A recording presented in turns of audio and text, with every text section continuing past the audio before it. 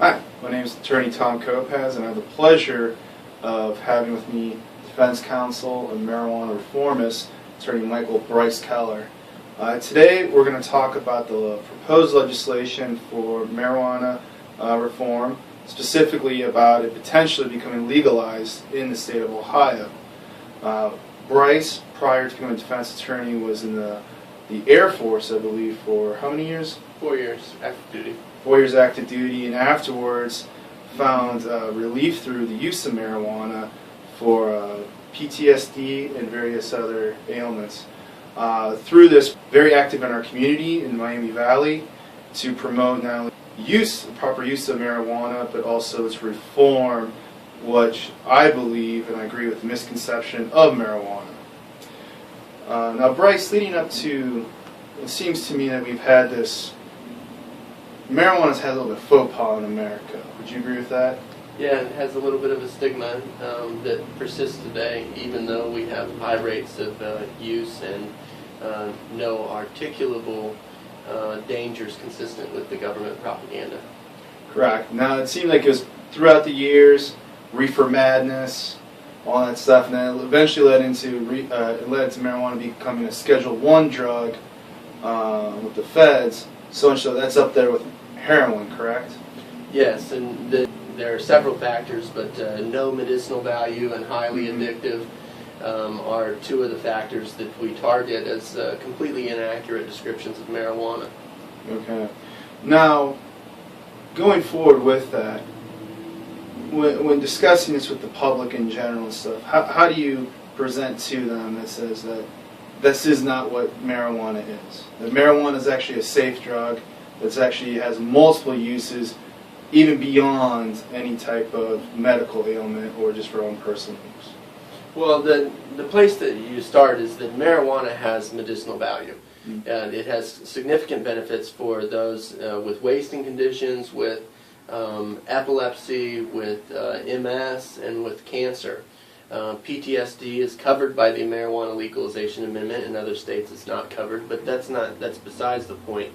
The point is that there is some medicinal value to medical marijuana. It does not contribute to violence in the way that alcohol does, and it is safer than other drugs. No overdose death has been recorded in all of human history for marijuana alone. That is not to say that marijuana is not without some harms. Everything that you have has some harms, whether it's caffeine, nicotine, sugar, too much carbohydrates or trans fats or whatever. There's harms associated with the things that you ingest in your body. So no one's saying that marijuana is not harmful, but what it doesn't do is it doesn't contribute to violence. Prohibition contributes to violence. 22 veterans a day commit suicide, and if marijuana has been shown to reduce PTSD symptoms by up to 75%, and there is no reason to delay in reform. Okay. Now, as far as moving forward with that is, I remember growing up and going to DARE classes and all that stuff, the gateway drug.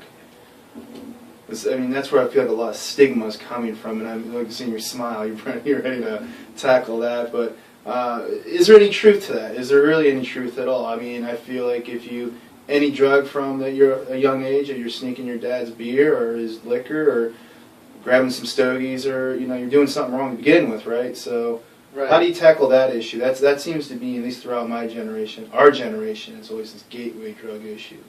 Well, this gateway drug issue is one that is not based in science.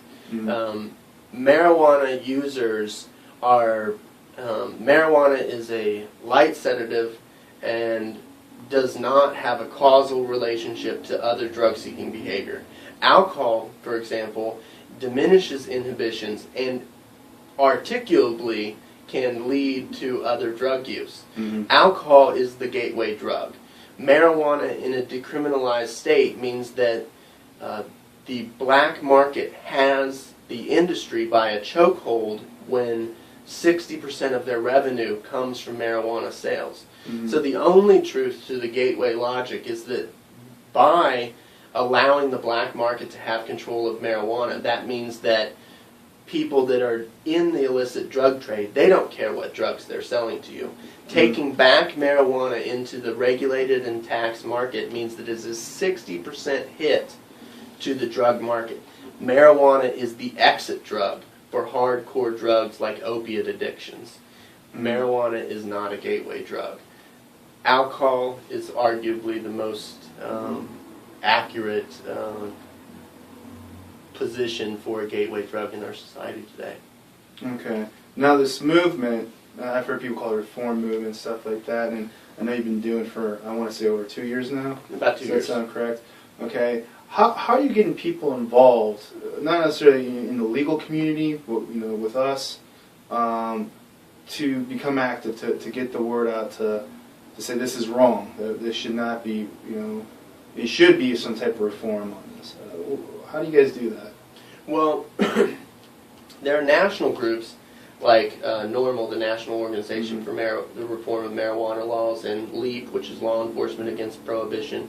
And then there's specific campaigns like Responsible Ohio. MarijuanaDefenseCouncil.com, which I started as a website, is a link for people to engage the activist community. If you're interested in the LEAP perspective, you're interested in the NORML perspective, you're interested in the Responsible Ohio perspective, it doesn't matter. We're all one team, one fight, trying to legalize marijuana. And so activists can start there. Get your connection to your local NORML chapter, go to your meetings, get out and do local petitions. There are local petitions active right now that are running concurrent to the statewide petition. Toledo could be completely decriminalized without regard for the state initiative. And then there's also home rule states where they have increased, home rule cities where they have increased penalties, and there are local initiatives to get those penalties dropped back down to the state level. So there's lots of opportunities for activists to get involved, and you don't have to be a lawyer. Right. Now, speaking on that, I know that you've written, I believe you've written letters to Attorney General, the Ohio Attorney General, and actually you brought some suits as well for, maybe correct me if I'm wrong on the legalization part of it. Can you talk a little bit about that and describe, you know, how that is part of the movement, how the legal world is getting involved in this? Well, first of all, what I did was I wrote a series of letters, about a dozen letters that I sent to the governor's office directly. And the governor's office has to maintain a record of materials that they've received. So we put that on the official gubernatorial record. And I challenged the governor to debate me on marijuana reform issues at the University of Dayton. I explained. Did you sponsor that one? Yeah, we got a little bit of a backdoor response on that. That the governor is not supportive of marijuana reform, but we articulated the argument from the public defender's perspective that enforcement is wrong. The prosecutors are signing on the dotted line that there is an injury against the state that does not exist. Right. And as lawyers, we can't ethically be continuing enforcement of a prohibition that is articulately and scientifically proven to be inappropriate in society. So then the answer to that is that the governor would and Attorney General would say that, well, each person has the right to appeal their criminal situation.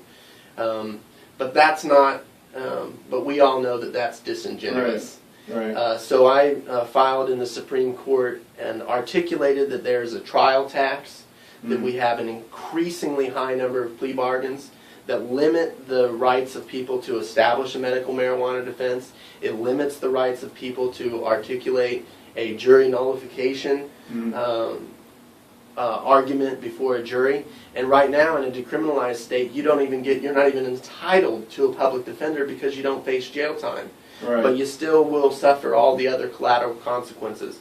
And so that case was dismissed in the Supreme Court, but what it did was it allowed me as an attorney and an officer of the court to put those gripes, those complaints, those issues on the official record. So if you go to Supreme Court of Ohio 2014-1087, you'll find the complaint where I articulate how the trial tax has stifled the medical marijuana defense, and our legislators don't care. Okay. And speaking of, how would you describe the difference between the medical marijuana use versus personal use. And that seems to be like, a couple questions we had is we seen the amendment is saying this will be used for personal use as well as medical marijuana. Why both? Why not just one or the other? Because it seems to me like if I have personal use, and I got a cold. What's does that help me anyways, or is it just to make sure that, if you for cancer, PTSD, that you would be allowed to have that option for medical marijuana? A lot of people were asking about what's the difference between the two? Is one is what medical marijuana more potent? I'm sure you get that a lot versus the personal use. How does that differ? Okay, well, the personal use market that is proposed by the Marijuana Legalization Amendment for this year would allow any persons over the age of 21, save for probation restrictions or something like that, to make the adult choice to use marijuana. Okay. And so the people in the personal use market would likely be using it for medical type needs.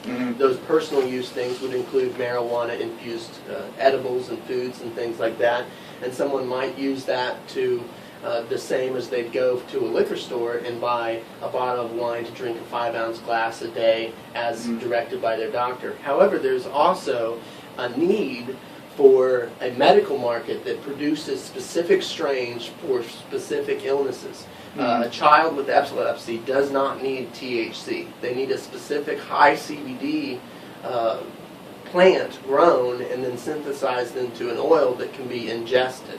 Okay. And those people that have qualifying conditions, which are enumerated in the Marijuana Legalization Amendment, would be able to get tax benefits and go to special dispensaries that have special products that are targeted at certain diseases. A cancer patient, for example, would possibly want a high level THC to battle nausea and pain issues. And so it allows for a specialized market. But the idea that people that aren't in the medical program can't use it for medicinal purposes is not completely accurate, because it's arguable that anybody that's using marijuana to benefit their life, whether it's just to help them relax at the end of the day, it is quasi-medical to do that, the same as they take ibuprofen to make sure that their body feels comfortable. Or cold beer because, hey, it's the end of the day and you had a long one and you just want a cold beer. Right, or people with a heart condition that need a little alcohol to keep the heart healthy with some wine. So is it so much so, like we said, that even if a person just wants to purchase marijuana and to be able to have the right to smoke, for whatever reason, they should be allowed to, assuming 21 and all that? For sure. The idea that we would cage human beings for cannabis use is inappropriate. Okay. And we need to allow adults to make their own decisions, because the prohibition of marijuana is exactly that. It is a prohibition based on a moral judgment. It's a malleum prohibitum law that has no direct relationship to an injury to a specific person or group. And there's this argument that if you're using marijuana and it's harming you, it's still just harming you. Right. Why would we add on more harms that are inflicted by the state? It's inappropriate. And that, reading the legislation on it, and it seems to be, talking through this is, let's assume that it gets passed. Assume it goes through, marijuana in the state of Ohio, you can smoke, however you want to ingest. It seems like, for example, you have to be 21 or older, certain things. Does it seem like you're trying to follow the alcohol path of trying to regulate? Almost in the sense of, you have to be 21, whatever, that was the age they came up with a long time ago for alcohol use. Does that seem to be the goal going forward on it? Because you're trying to mimic a plan that's already been in place with, obviously marijuana can impair just as much as alcohol can. Is that the line of thinking on this legislation, or is it just? Well, I think that it's multifaceted. I think that the people generally view because marijuana has intoxicating effects, that it should be categorized in a similar way to marijuana for the intoxicating preparation, which is called marijuana. There are other issues that go along with it, that some of the medicines, many of the medicines come from the hemp plant that don't have any intoxicating things. So there is a whole section of our activist community that would say that it should be regulated in its own unique way. But specifically for what the Marijuana Legalization Amendment handles is the intoxicating substance of marijuana specifically, and that we have drug driving issues that go along with that. We need to have an intoxilizer to identify marijuana impairment and things like that. We don't want to have a situation where we have any type of drug use in the public domain as permeating our social structure, whether it's alcohol, whether it's tobacco, whether it's marijuana or any other drug. So there is this idea that hopefully, the activist community hopes that there would be some opportunity for smoking lounges or for clubs that allowed, in a private property scenario, for people to use marijuana in a collective or in a group setting eventually. It's a unique, you kept saying I heard unique, and that's what, because you can't, it's like a cigarette, you can light it and you can walk around and just smoke and it's fine. At the same time though, it does have the intoxication or the effects of impairment that can come along with it. So, do you foresee it, I think sometimes people, when you read these questions and stuff, thinking like, oh my God, people are going to be high all the time, walking around the streets of Dayton, smoking with bongs, are we going to see that? Do you think that's what the purpose is? Well, that's certainly not what the purpose is. And one of the important things to remember is that people are like, well, I don't want to have legalized marijuana because then we'll have more DUIs. Well, the problem with that is that in states where they've legalized, the NTSB has looked into this and said that there's no increase in crash-related fatalities post-legalization. And what that really indicates is what we anecdotally in the industry recognize is that if you smoke a joint and you get behind the wheel of a car, you're going to go 20 and a 40. If you if you down a pint of vodka and get in a car, you're going to go 80 and a 40. And so the dangers and the amount of intoxication are different. The more intoxicated someone gets on alcohol, they find risk-taking behaviors and a loss of inhibitions as a perpetuating situation that leads to violent behavior and dangerous risk-taking behavior, and those things aren't present with marijuana. But that doesn't mean that we don't need to have some penalty association with drug driving. Should it be a higher penalty to get drunk behind the wheel than to be intoxicated on medical marijuana, for example? I believe so. But it is a long time coming before we can get our laws to reflect these unique characteristics of the different drugs concerning driving. Right now, if you're intoxicated, it's a DUI. It doesn't matter if it's alcohol, it doesn't matter if it's Xanax or Oxycontin, a legal drug, or if it's an illegal drug like marijuana or cocaine. If you fail an FST, it's the same punishment. So we need to address those issues, and we need to have proper detection methods. Because right now... So it's not there. Yeah, we're 30 days in your system, and you can still have a blood test come up with marijuana. Right. And that's another thing, too. That goes the same with workforce then, right? Because if you're a crane operator, you can't be on Vicodin. Right. If the job site says, hey, the contract says you're not allowed to take Vicodin, but you get back, then you can't do it, right? Right. Because then they can say, hey, you're impaired. Just as so much medical marijuana. Correct. Hey, just because you're prescribed it doesn't mean you can't use it at that time. It seems to me, reading the legislation and going to little different forums and stuff like that, it's just kind of, one of the biggest things to be able to use it, but maybe it goes to the name, use it responsibly. Right. Just like anything else. Going towards, keeping with the theme of it becomes legal now is, a lot of people are asking, like, what do you go to a liquor store now? Do you walk in and they got, here's a bunch of different types of marijuana, and you can buy a bag of it, or they come in packs, it's state tax, like, you know, how does that work? Like, what's the, on that end is, like, you know, how do you, one, I guess if it becomes legal, purchase it or distribute it? Like, how does that work? Well, the Marijuana Legalization Amendment proposes a limited commercial market, which would be 10 mega growers that would supply the bulk marijuana for the marijuana manufacturing facilities, and they are prohibited from selling to the public, and they have to go through 1,150 retail licenses that are open to the public. Okay. And then we anticipate that those would all be standalone stores. It's quite possible that somebody would have hemp clothes or something like that, like a head shop. But I don't foresee at this present juncture adding marijuana to the drive-through repertoire. Right.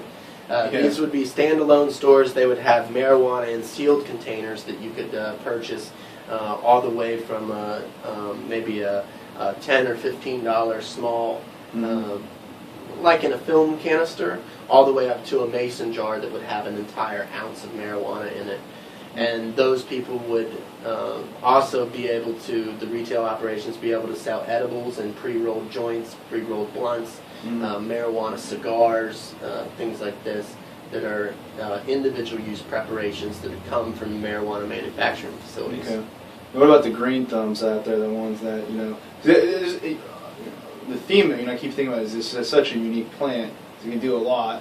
You know, from the industrial side of hemp, you know, with rope and paper and all that stuff, to, you know, medical purposes. But the people out there that just want to, maybe potentially when it becomes legalized, is to grow their own plant. Is that going to be allowed under the legislation? Yes, for I believe everyone that is over the age of 21 that hasn't had a felony in the last 5 years will have the opportunity to purchase a $50 home grow license, which will allow them to have as many small plants as they want, up to 4 mature flowering plants at any given time, and up to 8 ounces of homegrown marijuana in their residence at any particular time. And they can share that product that they make in the home grow scenario with friends, family, or other patients, users, whatever, to their heart's content, save for having a commercial interest in a sale or barter situation. So you can't use your home grow license to confer an economic benefit or a commercial interest. So you do have to maintain a license, though? Yes. For it, okay. And that is through supplying to the state? Yeah, you would apply through the marijuana regulatory commission that would be established, and then it's a shall issue situation to get that. Okay, so it's potentially the same thing. You know, I always say, like, you know, growing tomatoes or cucumbers and lettuce, and you share with your families and friends and all that stuff. But with that, though, is what's the protection around that from, you know, somebody's coming in and, you know, like I hate to say it, but like a kid or something, trying to go up to a marijuana plant and taking the buds and all that stuff. Like, what protection do the growers have to provide? Well, each individual home grower has to assure that their product is in a secured location away from minors.